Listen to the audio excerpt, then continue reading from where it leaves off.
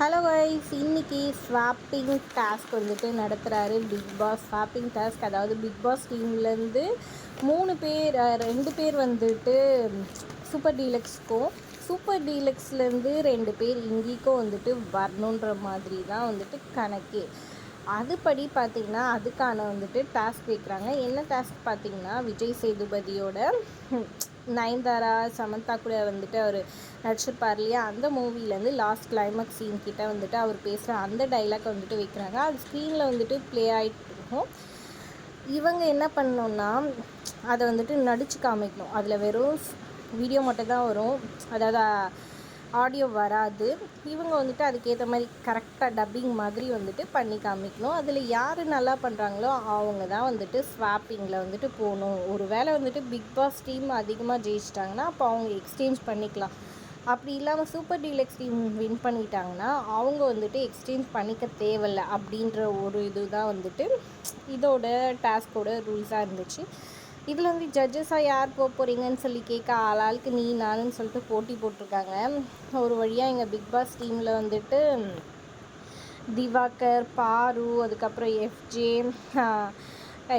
பிரவீன் சொல்லிட்டு இவங்க எல்லாம் வந்துட்டு சொல்கிறாங்க. அதுக்கப்புறம் ஓட்டிங் படி போயிட்டு எஃப்ஜே வந்துட்டு ஆல்ரெடி நிறைய ஷோஸ் அது இதுன்னு போயிருக்கா, அதனால அவனையே செலக்ட் பண்ணலாம் அப்படின்னு சொல்லிட்டு எஃப்ஜேவை இங்கேருந்து செலக்ட் பண்ணுறாங்க.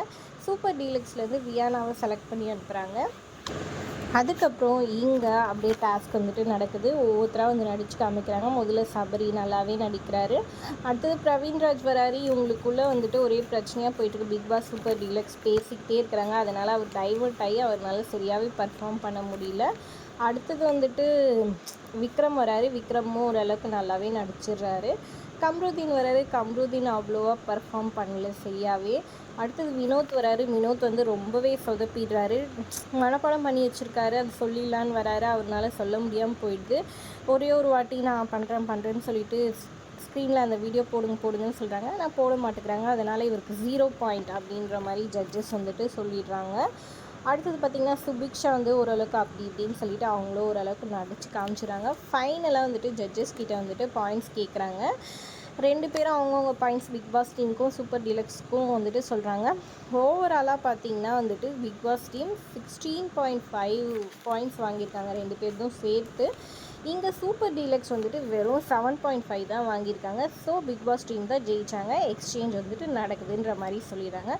இப்போது எக்ஸ்சேஞ்சில் பார்த்திங்கன்னா இந்த பிக் பாஸ் டீம் பாரு பண்ணுற டார்ச்சரை பார்த்துட்டு இவளை இங்கே வச்சுக்கவே கூடாதுடா, முதல்ல சூப்பர் டீலக்ஸ் காமிச்சு விடுங்கடா அப்படின்ற விதமாக சூப்பர் டீலக்ஸ்க்கு வந்துட்டு பாருவை கிளப்பி விடுறாங்க. கூடவே திவாகரை கிளப்பி விடலாமான்னு யோசிக்கும் போது அவரே வாலண்டியாக வந்துட்டு பாரு போனால் நானும் போக வேண்டாம் அப்படின்னு சொல்லிட்டு பின்னாடியே கிளப்பின்னு கை தூக்க, சரி அவரே அமுச்சுவிடு அப்படின்ற மாதிரி அமுச்சுடுறாங்க. கலையை அமுச்சுவிடலான்னு யோசிக்கிறாங்க, நான் வேண்டான்ற மாதிரி இது பண்ணி ஆதிரை மாஸ்க் போட்டுட்ருக்க ஆதிரையை வந்துட்டு அமுச்சு விடுறாங்க.